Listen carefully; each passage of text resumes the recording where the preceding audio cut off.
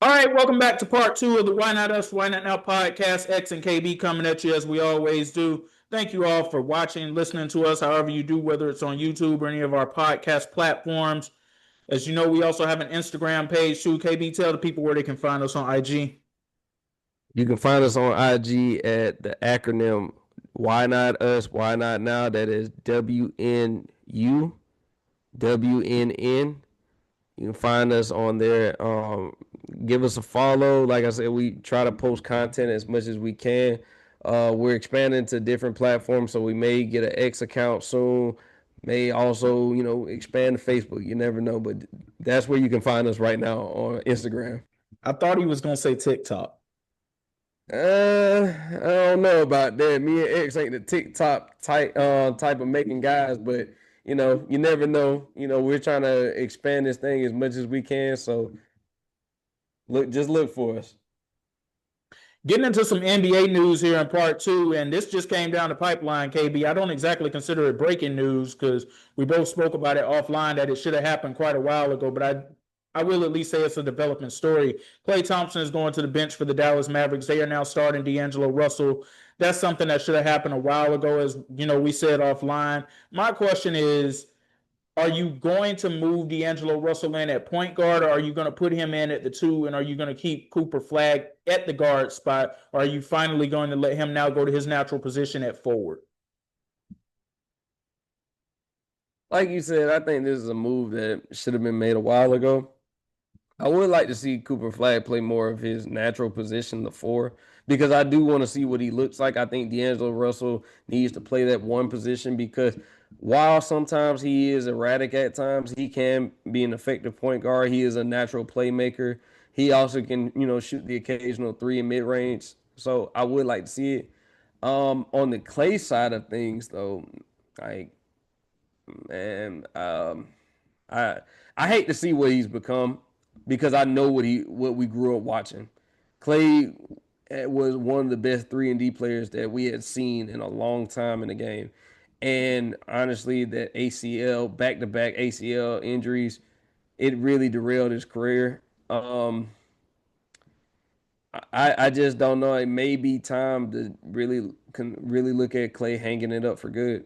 I'll just say it for you. Injuries and getting old absolutely sucks. Because just a decade ago, when we were in college, we watched this man drop 37 points in a quarter. And at times it feels like that era was back to yesterday because time has flown by so fast, but it wasn't. It was in 2015 when that happened. And that was some, I don't know about you, KB, but I took that era for granted. I took the Warriors for granted because I was so much into LeBron going back to Cleveland and wanting to get a ring with him and Kyrie and K Love and the roster they had together. I didn't appreciate the Warriors the way that I should have. That was some beautiful basketball to watch. Yeah, it was like poetry in motion. And honestly, Clay was one of those guys that was like the perfect teammate to have. He didn't demand too much, but you know that any given night, Steph didn't have it, he'd get you a bucket any way you want it. Mid range, 3 point. He could drive. He could defend the best player on the team. He had that in his arsenal. And now with the injuries adding up, he's a shell pretty much of his former self. We no longer look at him as a dominant 3-and-D player. We no longer even look at him as what his calling card was as an effective 3-point shooter. He is streaky at best. And when I say streaky at best, that's me being generous. Klay Thompson has not been the same since that injury. And, it's sad to see because, like I said, we know at his peak, one of the greatest 3-point shooters we have ever seen. And now just to see it's sad, man. It's really sad. But I do hope that he can somewhat still help the Mavericks in a bench role. And now with D'Lo being elevated to the starting lineup. So He'll be all right. He goes home with something beautiful every single night. Much love to Clay, man. Much love to Clay. Look, at the time of this recording, they have not begun their game against the New Orleans Pelicans yet. They take on the Dallas Mavericks tonight. Pelicans 1-6 coming in. They got their first win of the season on Tuesday. Ironically, KB, there was no Zion in the lineup there. Is that something to think about going forward for them? I don't know. We'll leave that for them to figure out. The Mavericks are 2-5. They've been without Anthony Davis for the past couple of games because of calf tightness, Achilles tightness. There's something going on right there. Look, just don't put him out there on the floor until you know he's 100% right. Because the last thing you need is another major injury to AD, because that really alters the season at that point, and that honestly could alter the remainder of his career because he's now up there in age too. Something I think that we forget about at times is the guys that we used to consider the young guns in the league, like Anthony Davis, Kyrie Irving. Those guys are actually well into their careers now at this point. It's not like it was in 2016 and 2017 where we were looking at them as the future faces of the league. No, they are a part of the elder statesmen now. That just goes to tell you how long guys like Curry, LeBron, Harden, and KD have all been out there playing. And it's remarkable to see that they're able to go out there as long as they have been able to. But yeah, this is a move that the Dallas Mavericks should have made quite a while ago. The Chicago Bulls, man, they playing ball right now. I'm trying not to read too much into what's happening right there, but the right buttons are being pushed over there. And the right buttons are being pushed in Philadelphia too. And I know I said what I said about Philly last week, but eventually at some point, something stops being a hot start and it actually starts being a trend for the season. How do you feel about both of those teams now, us being 5 days removed from when we last had part of this conversation? Um, I still got to see more from Chicago. I do think that as far as sustained play, I think that Philly with their talent, they can sustain it a lot longer than Chicago can. Just because I feel like teams are going to catch on. It's an early start, great start. I love what Josh Giddey can do on the court, being a triple threat pretty much. He can pass, he can rebound, he can score. He's added things to his game. Um, I think that really Chicago has done well with them running transition. I think that since they've gotten Josh Giddey, they've been better in transition. Just his ability to get the rebound and push it up the floor, having Vucevic, benefit a lot from him being out there on the floor. That's why I can honestly say even when the Sun, I take this back to even when the Suns had Kevin Durant, Devin Booker, like it was all fun and games, but we discount sometimes how important a lead guard is. Like you can have the best talent assembled, but a lead guard is essential because everyone can't control the flow of offense. It's certain guys that have that ability to be able to, start an offense up, whether that be playmaking themselves or just creating opportunities for other guys. I think Giddy is that guy. And I think that him being in Chicago helped him like kind of step into that role because, he was kind of like that guy in OKC. I think that he never really was able to actually flourish the way he would have if because of the way that OKC has guys like Jalen Williams, how he plays, how SGA plays. You have now Caruso, who can also play the point guard position. I think that that was one of those underrated trades last year that people really had to see that both teams got equal compensation for what they gave up. So, and I think it worked out for Chicago going forward. I think Chicago maybe they sneak in as I'm gonna say they're gonna still be a play-in team. I just don't see a sustained level of dominance because what you're gonna still have to rely on is getting really good contributions out of guys like Patrick Williams. What can he give you long term? I know it's a small sample size and it looks good right now for the Bulls, but what can he give you long term? That's why when I said Philly, I think Philly has enough talent that they can sustain this thing long term and that they could really make a run in the Eastern Conference. I just don't see that with Chicago and their roster. It looks good, but yeah, I gotta wait and see. I'm not going to agree or disagree with anything that you just said right there, only for the simple fact that there's still so much basketball left to be played in this season. Like, these teams aren't even 10 games into this thing yet. It's an 82 game season. We'll have to see how things shake out. What I will say in terms about what you said about Josh Giddey, though, and why things didn't necessarily work out in OKC, there's only one basketball to go around. And SGA is SGA, J Dub is J Dub, and you can eventually have three guys like that. It's interesting because we go back and we look at the original OKC big three of James Harden, Kevin Durant, and Russell Westbrook. And it's very easy to say because I've said this before over the years, but I've had a change of heart with it over the past few years. And that is that OKC had no business getting rid of James Harden because look at what he went to Houston and became. But are we 100% sure that James Harden still becomes anything close to that if he does remain with that OKC team? I think no. And the reason why is because of the touches that he would have gotten in OKC would have been nothing compared to what he was in Houston. Houston, this was his show. He was allowed to, you know, he was allowed to grow into that role of being a dominant scorer. I think that he always had certain, skills in his bag. I think that that was always James Harden at his core. But he had to settle into his role in OKC because like you just said, there's only one basketball. And when you have Kevin Durant, one of the best scorers coming out of college, he was one of the best scorers coming into the league. So, and then you had Russell Westbrook develop really fast as well. So you kind of had to let him go to grow.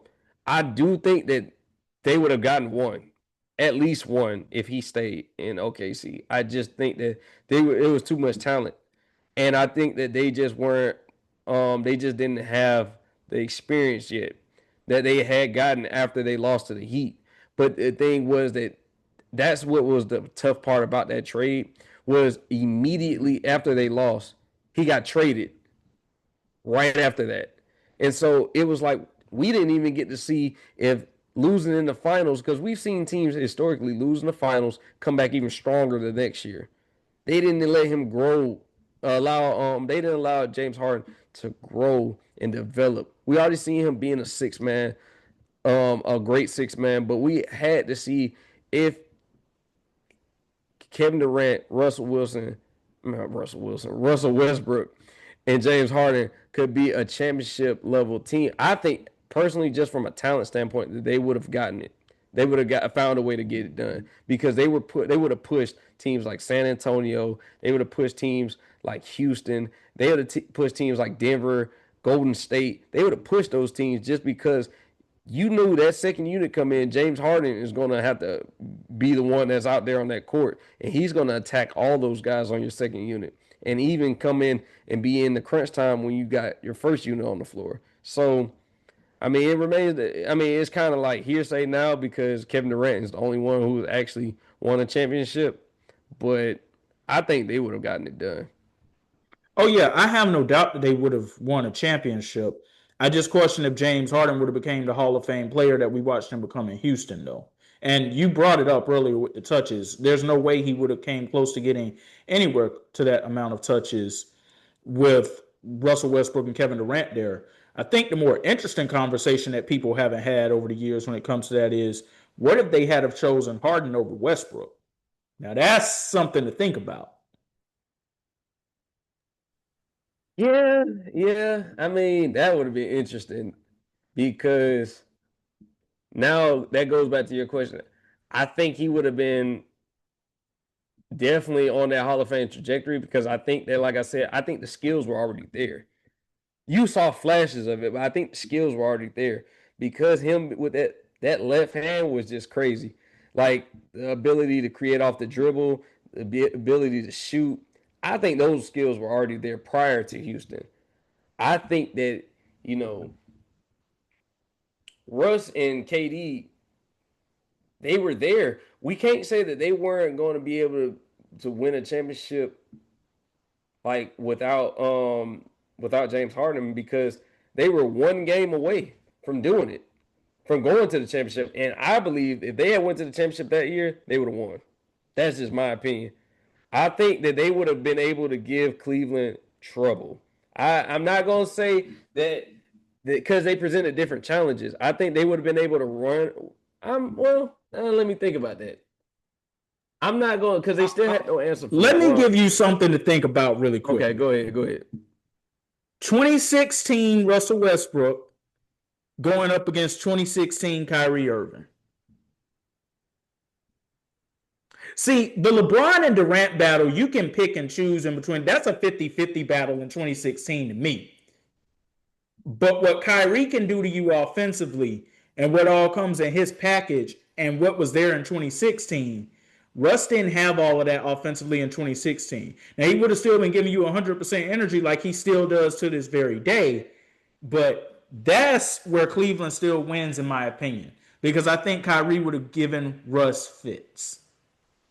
Yeah, it would have been a hell of a matchup. I ain't gonna lie. I start to think like, what if a couple things went right for OKC, and it would have been OKC versus Cleveland, and that way they would have been able to get the redemption against LeBron. I still think about that a lot. You know, if they were the ones to ruin all of Golden State's plans, because had that had taken place, maybe we don't see Kevin Durant in Golden State the following season.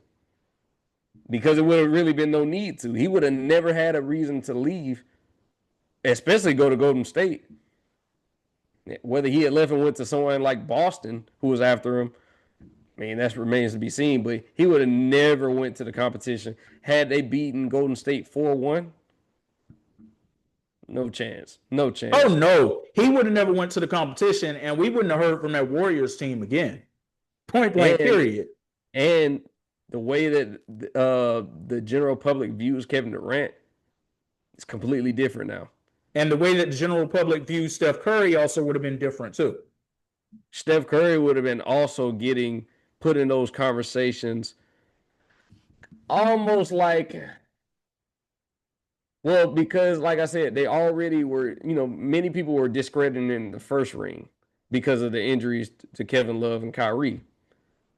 So, I mean, they would have been saying that, like, kind of like how they discredit Kevin Durant. Some people discredit Kevin Durant's championships now, saying, well, you had to go to a super team. They would have been putting an asterisk on what he did that season, which was a great season. I just think that history is one of those things that you can look back on and say, if this had went wrong, we're looking at a completely different way that we view these players now. How we view their legacies, everything changes. So I think that Steph Curry benefited from Kevin Durant coming, especially. Kevin Durant definitely benefited from going to team up with Steph Curry and Klay Thompson and Draymond. So we can look back at this all day long because, like I said, one or two things go right or wrong, and we're looking at a completely different layout of the NBA to this point today. Speaking of Draymond Green, getting back to 2025, it's always fun to go down memory lane and have what-if scenarios, but unfortunately, that's not reality. But in reality, Draymond said that the Knicks aren't contenders. Now, KB, I didn't have a chance to listen at the full clip of what he said, but I'm going to actually agree with him on this just based off of the fact that I don't know what this Knicks team is going to look like with Mike Brown as the head coach. If Tom Thibodeau was still there, I don't think this would have been said. Yeah, you're right. And honestly, we talk about championship windows all the time. Their window was wide open last year.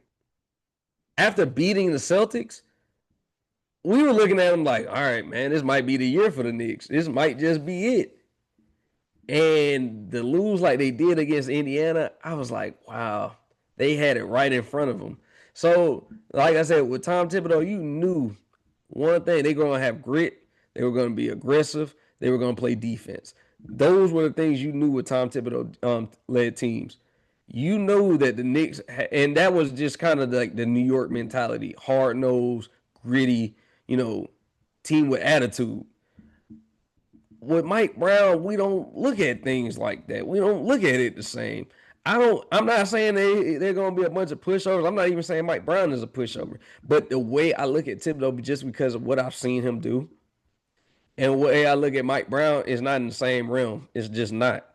And a lot of factors have to come into this. Obviously, this is going to be a wide open East. Now they're going to benefit this year, especially because of the East being wide open. This is a race for anybody. You got Detroit, you got New York, you got Cleveland. You got some teams that can make it interesting. You got everybody in the East that can make it interesting right now, quite honestly, unless they're the Brooklyn Yeah, Nets. yeah. I'm just being honest when I say that Hey, shout out because Brooklyn. the Hawks and the Magic played last night, and the Hawks basically won that game in somewhat dominant fashion, and Trae Young wasn't out there. Like that's something to consider. Yeah, and touching on the Hawks for a second, they lost Trey, but I think that people are discrediting with the fact that the Hawks got depth this year. They have depth. They have depth that they can go on the bench. The only position on that bench that you may look at that may be a little shaky is Keaton Wallace coming being that backup point guard. I've seen enough of Keaton Wallace to be comfortable with him, but I can see how others may feel a little bit different with him being, a two-way player and everything. I just think that the Hawks have length, they have defense. Now they got to put it all together eventually because, like I said, their health is going to matter a lot because the sky's the limit for that team. But like you said, it's up for grabs for anybody outside of Brooklyn. Respect to them, but no, hell no. You said respect to him. I'm not even gonna say respect. No, All right, never mind that name. But yeah, like I think that Draymond may have just speaking on a general stance, but as far as this year, they have to be contenders because of the fact that the East has weakened tremendously with the injuries to Jason Tatum, with the injuries to Tyrese Halliburton. You kind of have to look at it like they are a favorite to come out of the East, regardless of personal feelings. I mean, the facts are the facts. They are a favorite to come out of the East because we know what they can do. Now, what they can do with Mike Brown over an 82 game season, still remain to be seen, but they are definitely a favorite in the East. Yeah, simply for the fact that there is no clear-cut number one favorite. I mentioned the Brooklyn Nets. Let me also throw the Washington Wizards in that mix as well. They are also not going to be vying for anything in the East this year. Zion Williamson is back on the mend again. Man, this just cannot come together, unfortunately. And it's another hamstring strain. KD, these hamstrings, they seem to be a problem for him. And I feel bad for him because it feels like this offseason, he really took things seriously in the way that they needed to be taken seriously. And he started off with a very nice start to the season statistically, even though they weren't collecting any wins. He was at least increasing his trade value to a degree.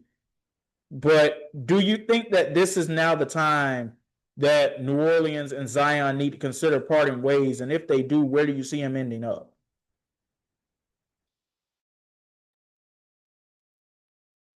I think, yeah, it's time. And honestly, bro, I'm gonna look at it like this. Every year before the beginning of the season, we always look at Zion and say, "Yeah, he looks good. He lost weight. He's done this. He's done this." We ain't seen it. We haven't seen it since he's been in New Orleans. And honestly, every year it seems like the same story. He can't stay healthy. And with him not being able to stay healthy, because I'm not wishing injury, but this is just a trend that we've seen over and over again. This may not be the last injury that we see him with this season. And with him, like when he's healthy, oh, he's amazing. He's amazing on the court when healthy. You have to always put that disclaimer with Zion Williamson. I think that it is time to move him. Um, Honestly, because he can really be a small four or he can be a big three. Like that is what I'm looking at for where I put him on the basketball court. And honestly, I'm not even looking for him to go to a contender or anything. I'm looking at one of these teams that are rebuilding that could really just look at like, adding him to another franchise piece. Like when I look at him, maybe even someone like the Suns could use him. Just because I mean, I'm not loving the fit all the, completely, but I'm not really sure, like with his injury history, where he fits and what team he can fit on. That's just honest truth. I can see where you're coming from with that. I believe it's time for them to move on as well. I'm not going to say the Suns are the place. What I'm going to say is I want to see him end up in a place that has a training staff that has a track record of being able to keep players healthy. And I'm going to tell you why I just said that. Zion is having the same issues that we saw Anthony Davis having injury wise in New Orleans, too. So is it really more so Zion, or is it more so whatever is going on down there in New Orleans? That's a fair assessment, honestly. When it comes to how players recover, and honestly, we don't know where this is always just speculation, but we've seen how their franchise players over the years have constantly had injuries. Not one, not two, but multiple injuries throughout the same season. Anthony Davis experienced it. Even when Boogie Cousins came down here, he had got injured and he was never the same ever again. We've seen it happen. So I think that Zion himself would want a new start somewhere. I think that, I look at Zion like if he's healthy, he could make you, if you're missing a piece, he could make you a championship contender off rip when healthy. I look at him in the same sense, not in the same exact sense of dominance, but as like a Joel Embiid. When healthy, he's amazing. But keeping him, best ability is availability. And when you're not on the floor, you can't help your team at all. And we've seen him more in street clothes than we've seen him on the court since he's gotten drafted. And I think that just where he's at right now in his career, I believe he's in year 7, that it's just time for a new start, man. Like New Orleans never got a good return on their investment. No playoff appearances for him. He has not played in a playoff game in 6 seasons. He's never played in a playoff game. He's never played in a playoff game, but they have made the playoffs at least one time. And they were in that bubble conversation in 2020, but Zion didn't really play much in that 2020 season himself. Anyway, you also can't forget about the DeJounte Murray injury that happened a year ago, too, with him on the New Orleans Pelicans. I'm not blaming the Pelicans for what's happening to these players, folks, but we saw Chris Paul having injuries in New Orleans, too, when they were the Hornets. Like, I don't know. Maybe it's just something in the water down there. And look, no disrespect to the city of New Orleans, the people of New Orleans. I'm just pointing out the things that we've seen with that organization. Well, there's somebody else from that 2019 draft class who's in the news too, and I would say that his are embarrassing compared to what Zion is going through right now. And that would be Mr. Ja Morant. It has completely fallen apart in Memphis with him, KB. That effort against the Lakers last Friday night was putrid. It was atrocious. It was unacceptable. Like you could literally see that it seemed like he had no type of joy out there whatsoever. And a reporter did ask him after the game if he was playing, if he had any great joy playing with the game, and he simply said no. So before we go into what's happening in Memphis and what Memphis needs to do, I just simply want to say this. Mental health is real, folks. I don't know if Ja is going through something right now. I hope that he's not, but if he is and he needs to get help, I hope he gets the help that it is that he needs. Because this, honestly, besides being unsettling to watch, this is sad to watch. Because just 3 seasons ago, this man had the palm of the NBA basically in his hands. We were looking at him as going to be the next domestic face of basketball. That Memphis Grizzlies team was one of the best stories in the Western Conference, and now it has completely fallen into shambles. So, first and foremost, I hope that everything is okay with him mentally. And if it's not, I hope that he steps away and he gets the help that it is that he needs. When it comes to the Memphis Grizzlies organization, it's time to settle ties with this, KB. It's time to move on and see what you can get from them. They should have moved on in the off season. But before we go any further into this entire thing, I want to get your thoughts on it. Yeah. Honestly, like you said, I hope that it is nothing like mentally wrong right now because, like I said, we've seen that affect players where they've had to take extended leave of absence just from the team, just to kind of care for their mental health. But honestly, just looking at his relationship with the Memphis Grizzlies, I think things have soured. But X, I'm gonna tell you where I think things really did start. I think things started when they fired Taylor Jenkins. I think that his relationship with Ja was a part of the things that made, Ja have that joy of playing for Memphis. He embodied Memphis. He was everything that, Memphis is tough. You know, it's not the same grit and grind Memphis that we, grew up on, but this is something that I felt like the head coach embodied what the team was. Taylor Jenkins was that guy. I think that, he allowed Ja to be who he was. And I think now that they're pretty much the organization is backing their new coach, and he's pretty much they're trying to rein in a lot of the, what they consider shenanigans from Ja Morant because, it's not what he does on the court that is the problem. It's everything he does outside of the court that they found fault with. I think that this is one of those things where you have to look at, moving him somewhere, giving him a fresh start, giving yourself a chance to kind of bring in some pieces that necessarily may not help you win right now, but they'll definitely help you in the future, when you're talking about trying to just rebuild, because this is looking like another rebuild situation for the Grizzlies. So I'm not, one of those people that's advocating for Ja to stay in Memphis because I think this is one of the things where they need to mutually part ways and just, start over. I want to say this. I believe that many apologies are due to Kyrie Irving because because of his track record of behavior that we've seen in Memphis off the court.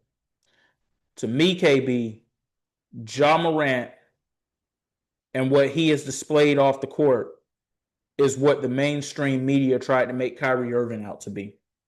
That's how I feel about that situation. And ironically enough, Nike dropped Kyrie Irving and his signature shoe basically in order to make favor for Ja Morant and his signature shoe. And none of that has worked out. Yes, they need to mutually part ways. It should have happened this offseason. And I hate it for Memphis because they waited too late, in my opinion, because now it's known we league wide. You need to settle ties here. You need to mutually part ways. So the value of the trade will not be as great as it would have been had they done this about 4 months ago. So I hate it for them in that sense. But do you think that Jaren Jackson Jr. is a strong enough piece for the Memphis Grizzlies to rebuild around? Or do they need to look at totally starting over? No, I'm not as high on Jaren Jackson as a lot of people. I think that he's a great, four, and even sometimes a great, pretty decent five. But do I think that he's a franchise player? No.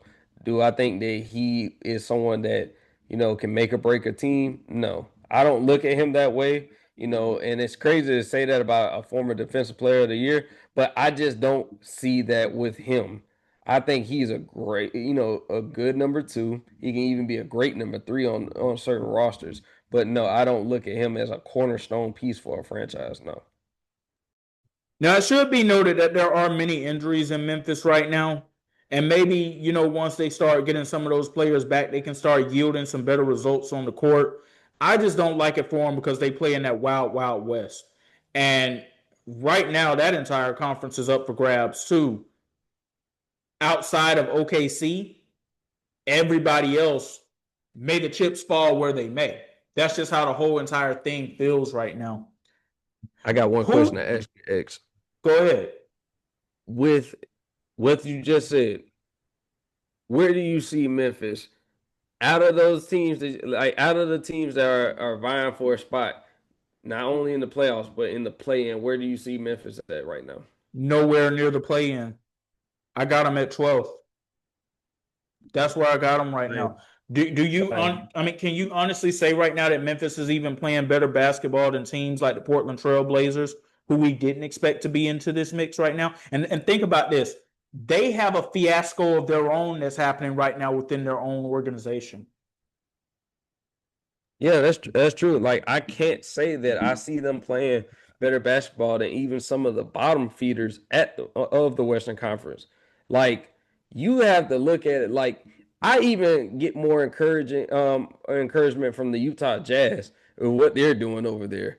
I can honestly see them playing better basketball right now than Memphis. And that's not really crazy to say when you see what's going on. But if your main guy, the one you invested the number 2 pick in the draft, is not invested in the team, he's kind of lost all faith in the team. Because I don't care what he says in the media. He's saying, "Do you?" They were asking him the other day, "Do you have a great relationship still with the Memphis Grizzlies?" And he basically was implying yes, but we all know that we all know when someone's giving a PR answer and when they're giving one from the heart. That was definitely a PR answer. I don't look at him as being happy right now. He even said he lost joy. So I don't see him losing joy, but still keeping a great relationship with the organization. I think somewhere that relationship soured along the way, and there's no telling if it was from anything he's going on mentally, going through mentally, anything that happened as far as the end of last season, Taylor Jenkins being fired. It could be so many different things, but I think that relationship has soured to the point where they need to just move on. Yeah, it's a great prospects list of drafts that are coming up here in 2026, and they need to put themselves in position to being able to land the guy who should be able to be their next franchise player.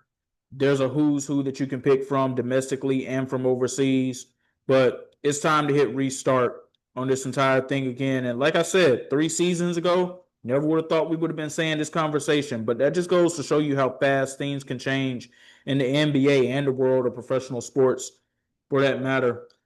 My last question to you on this subject is, who do you believe is going to be the team that ends up basically taking a chance or taking a waiver out on Ja Morant?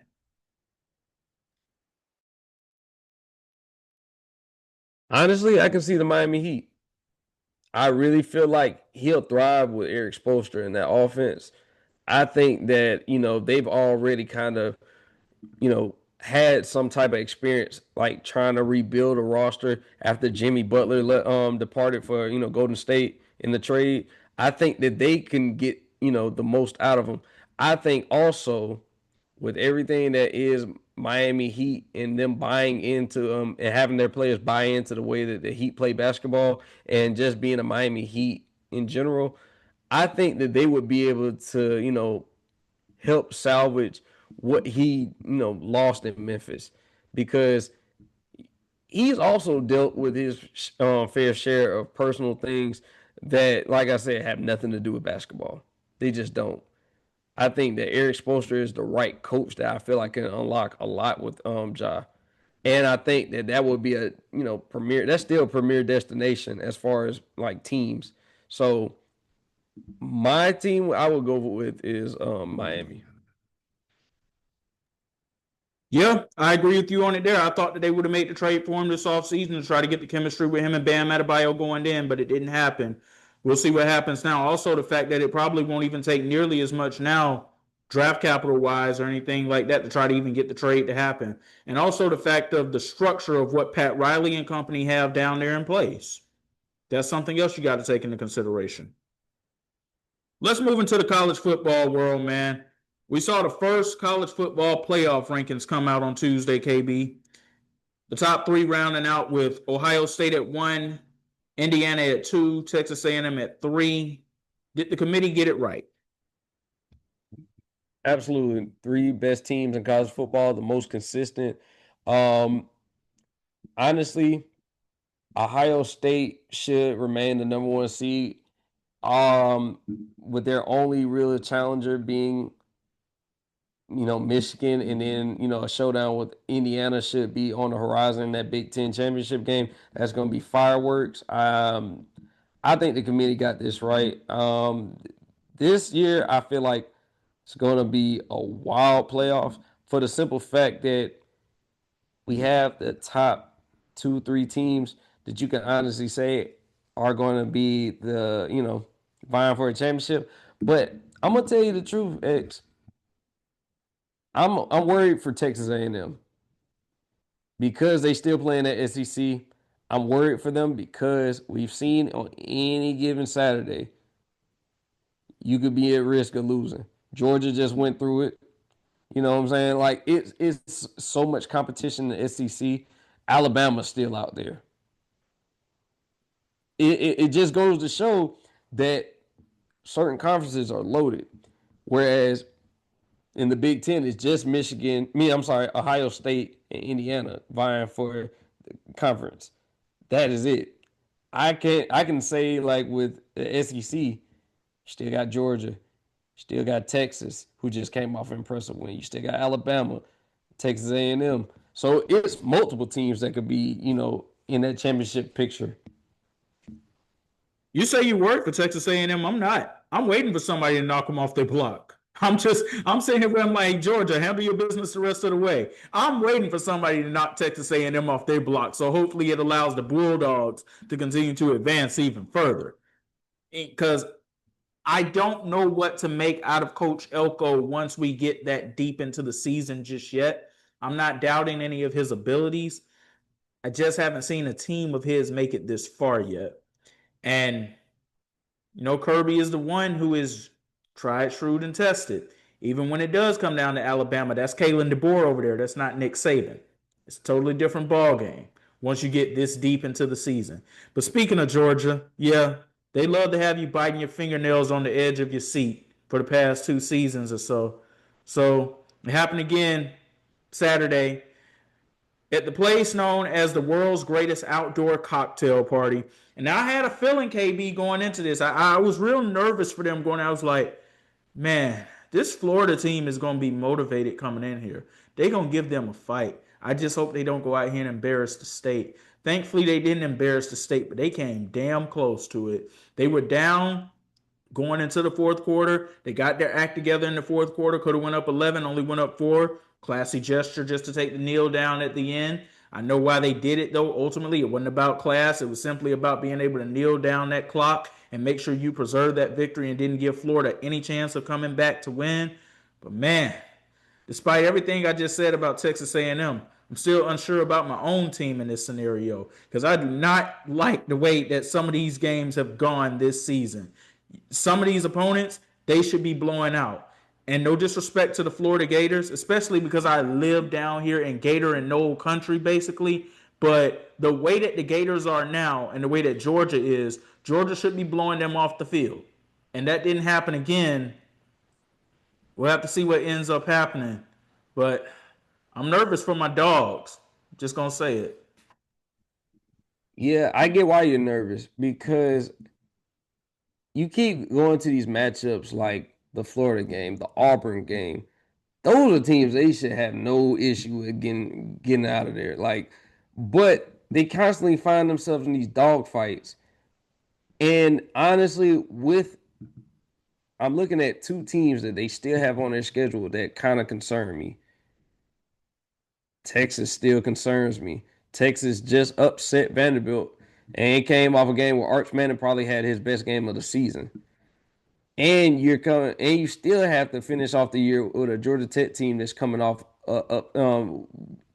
being upset versus NC State, and they're pissed about it. So I think Georgia has to shore up a lot of things. They have to shore them up quick because their schedule still is one of the most grueling schedules not only in the conference but in the country.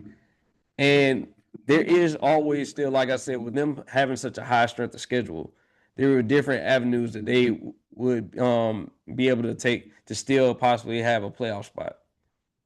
No matter what, they still have to play. Like I said, they played so many ranked opponents. I believe should be what four ranked opponents this year. Georgia Tech, Ole Miss.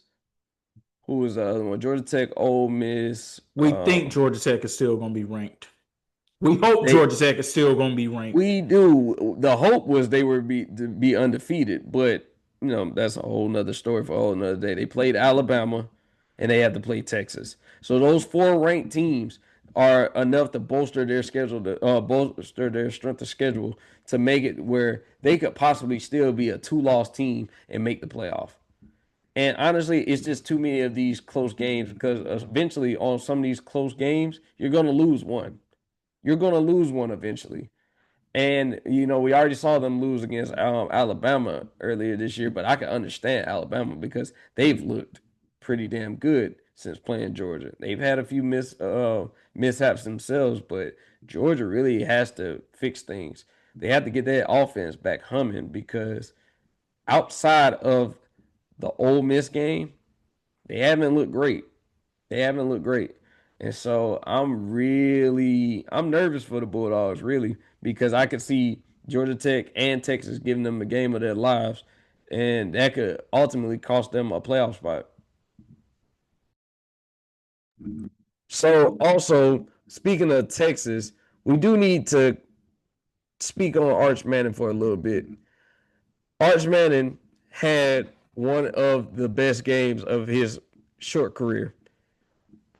In just another game for Texas, he went 25 of 33, 328 yards and 3 touchdowns.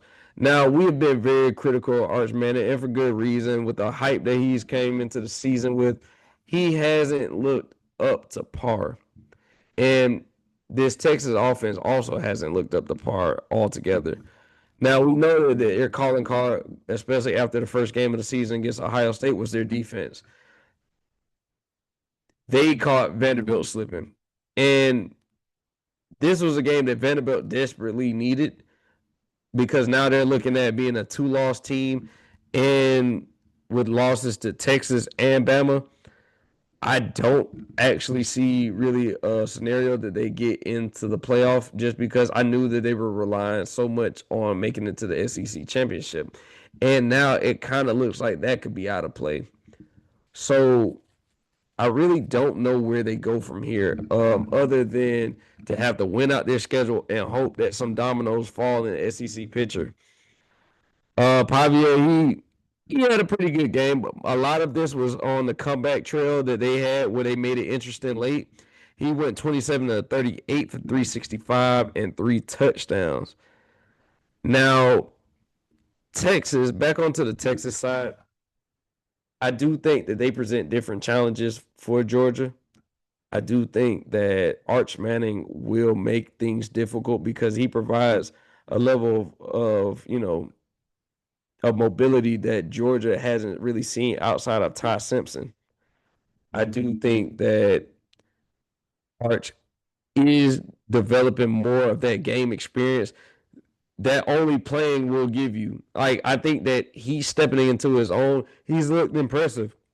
Like, now we did, give him hell for the game against Florida, but he's starting to really get it now. How to play quarterback, how to take his spots, how not to, turn the ball over. If he can limit his turnovers, I think that Texas has something going forward, and there's still a path for them to get into the college football playoff.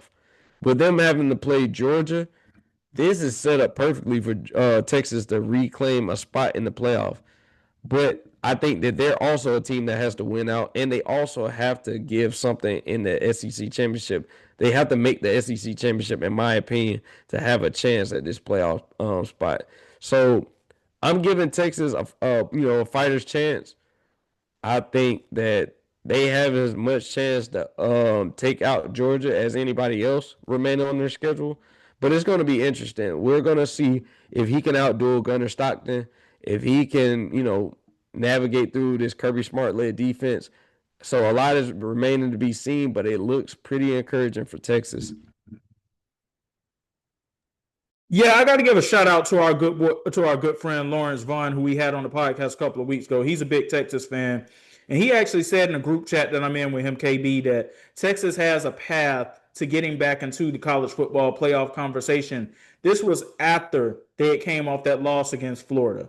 And I'm like, you got to be tripping. But he was 100% right because they're right there in the middle of the pack right now. And it's getting scary because now, as you already alluded to, Arch is figuring this thing out. And we talked about this a little last week. The Arch Manning that we saw against Vanderbilt, he needs to come back for another year. But that Arch Manning can be the Heisman Trophy winner. He can be the number one overall pick. He can be a surefire NFL quarterback. That's the scary part to think about with that now. But they can easily get back into this college football playoff conversation and stay there too, especially if they can run the table the rest of the way, knowing that one of those opponents is number 5 ranked Georgia. Like you said, we see the flashes. I know the talent is there. I know that he can put it all together. But like you said, I think that another year will serve him so well. I think that just building that rapport with some teammates, being able to dictate an offense before you have to, because learning an NFL offense is very difficult. That's why they say that playing quarterback is one of the most difficult things that you could possibly do, especially being an NFL quarterback. I think that another year, getting another year under his belt, getting more experience, that'll help raise his draft stock that pretty much took a plummet earlier in the year once they seen that he was not worth the hype that he came into the season with. Um, like I said, Arch Manning, he showed me a lot, but really he shows me the exact thing that I expect to see from guys who haven't had many starts, the highs and lows. That's exactly what I'm seeing from him. He's shown a lot of, poise to, just to handle all of the circus that's been around him this season. He's had to take it, all of that in and pretty much go out and execute. If he looks like this for the remainder of the year, all I can say is watch out, watch out. Yeah, it's going to be interesting how things shake up the rest of the way. And you know that there are going to be some teams that end up falling out of this. My question is this the year that we're not going to see an ACC team in the college football playoff? It's a slippery slope for them because Miami took a hard, tough loss against SMU on Saturday, too. And that should not have happened, KB. Yeah, I'm gonna go out on a limb and say that they don't. I would have now my opinion would have changed had Georgia Tech, held on and won out because I felt like even if they had lost to Georgia and kept it close, they would have still had a chance to get in the college football playoff. But now with the one loss going into, hopefully having one loss going into a game against Georgia, now you're a two-loss ACC team with a poor strength of schedule. I don't see a path for them outside of because the one thing they were hoping on was to win out, be undefeated, and then possibly end the year with either no losses or a one loss against a good Georgia team.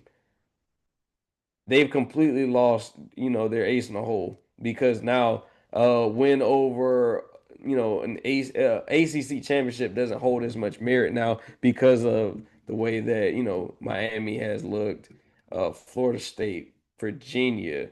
These teams, there has been really no really impressive team outside of Georgia Tech in the ACC this year. So I think that it doesn't hold as much merit, and really the strength of schedule is the only thing I feel like that's keeping Georgia Tech from being a consensus top 10 team outside of, their loss this past weekend to NC State. Yeah, I'm hopeful that Georgia Tech can get their act together and remain along the standings here. I just don't want them to get it together too much because of course, I want Georgia to win that game later in the season. And if they lose that game, KB, that'll be 2 losses for them. And I don't know if that's going to help them out going into it. Listen, here's one thing we do know, and we've known it for a while. The College Football Playoff Committee does not have the respect for the ACC that they once did. When Clemson was the perennial powerhouse that was guaranteed to have a spot in the College Football Playoff, and this is going back to when this was a 14 playoff ranking, they had a guaranteed spot. It's fallen off in recent years. And we saw that in the 2023 season when Florida State had an undefeated season most of the way, or all of the way, I should say, and still did not get one of those 4 spots. So the respect is not there for the ACC. So it would not surprise me if they did not make it in there. It would be unfortunate if that happened because they are a Power 4 conference, and you want to see a representative from all 4 of the Power 4 conferences, the SEC, the ACC, the Big 10, and the Big 12, at least the winners of the conference. You want to see them make it in. I don't know if the committee is going to have that type of respect this time around. You're looking at a situation where the playoff could be dominated strictly by the SEC and the Big Ten, with teams like Georgia, Ohio State, Indiana. You have teams like BYU, being the lone Mountain West team that could possibly make it. Then it's just weird just saying that we're gonna have a whole conference excluded from the playoff. But like I said, there's been no year of dominance. The teams that we're used to seeing, like a Clemson, like a Florida State, like a Miami, are not. They just haven't looked great this year. And those teams came in with plenty of expectations. Carson Beck leading Miami, he has not looked good in the last couple of weeks. Like, they lost badly to an underwhelming, really, SMU team. I did not see that coming. And then, like I said, with Clemson, Cade Klubnik, he came in as one of the top NFL prospects coming out, returning for his senior year, and he has just looked awful. The whole entire Clemson team has looked awful. So I think that if they don't make it, it'll be a shame, but it will have been well deserved for them not to have a representative represent the conference this year. All right, y'all, that's going to wrap it up for part 2 in this episode of the Why Not Us, Why Not Now podcast. Week 10 of the NFL is upon us. The Tampa Bay Buccaneers are back at home. KB, they got the Patriots on Sunday. I will be in attendance for that. I'll have the recap for you on Sunday of next week, and I guess you'll enjoy watching the Falcons over in London as a pissed-off Colts team is coming into town, too. Yes, sir. All right, y'all. We appreciate y'all joining, as always, tuning in, viewing us, watching us, however it is that you do that. For KB, I'm X, and we saying peace. Peace.